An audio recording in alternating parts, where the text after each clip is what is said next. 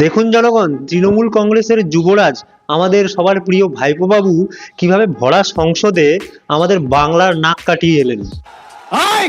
কোনো রকম legal evidence ছাড়াই উনি মিথ্যাচার করে এই সংসদে দাঁড়িয়ে কেন্দ্রীয় সরকারকে ট্যাক্স নিয়ে কটাক্ষ করে বলছেন, बच्चा पैदा होता है दूध और डाइपर पर टैक्स, आम पड़ जाता है पेट्रोल डीजल पर टैक्स, पेट्रोल डीजल पर टैक्स।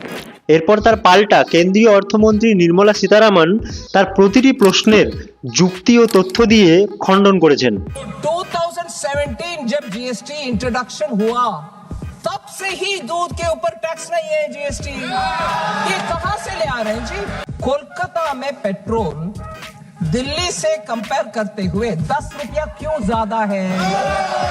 দেখুন জনগণ, বাংলা থেকে এই রকম জনপ্রতিনিধি পাঠাচ্ছি আমরা, যারা কিনা গোটা দেশের সামনে বাংলাকে হাসির খোরাক বানিয়ে ছাড়ছে। একবার ডিপলি চিন্তা করতো, এটা কি মানা যায়?